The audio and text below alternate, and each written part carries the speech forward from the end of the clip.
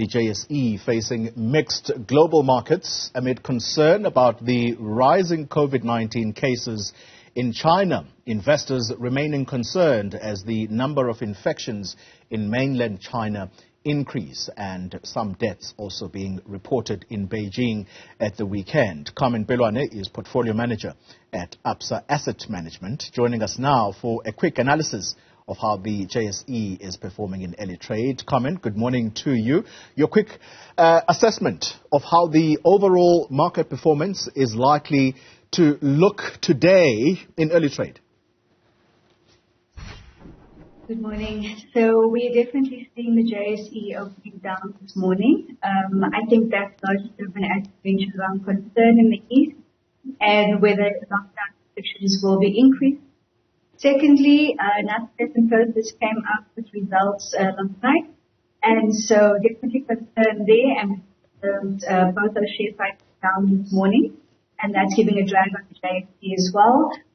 So as you mentioned, a bit of a mixed bag as it is.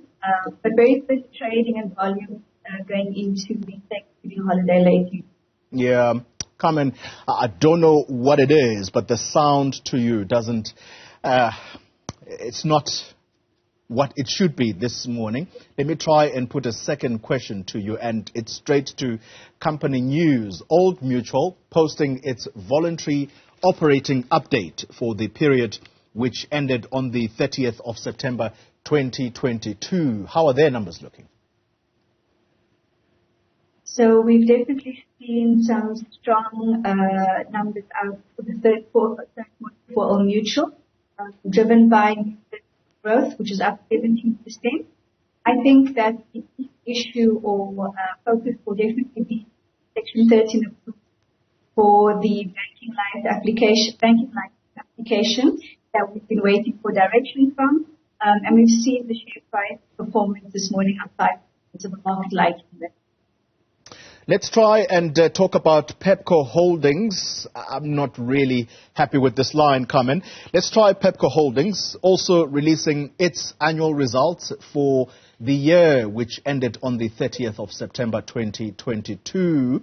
Include in that response a dividend declaration. That's always good news for the shareholders. Help us make sense of their performance.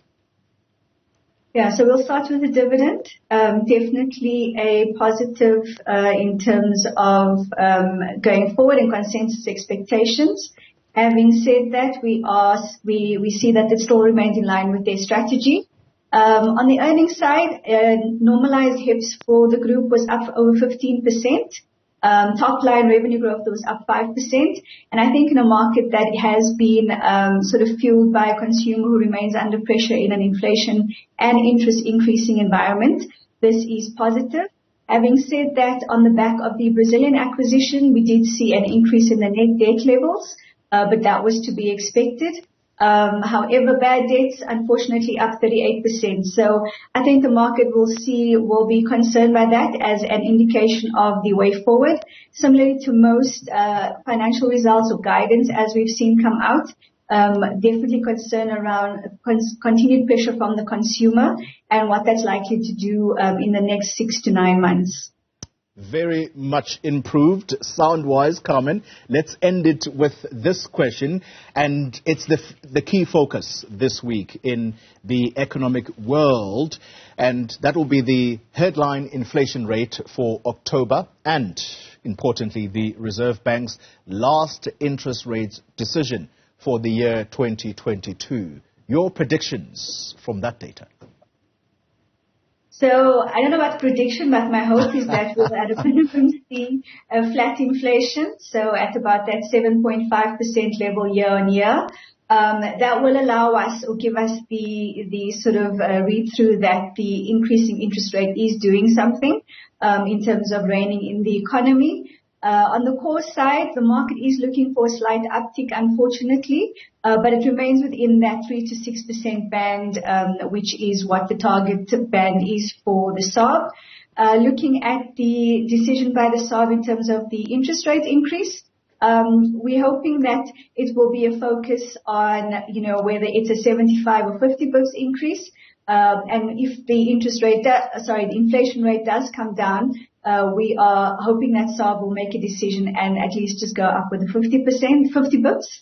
But again, that's fingers crossed. So let's see what happens. Carmen Mpelwane, thank you very much for that markets update.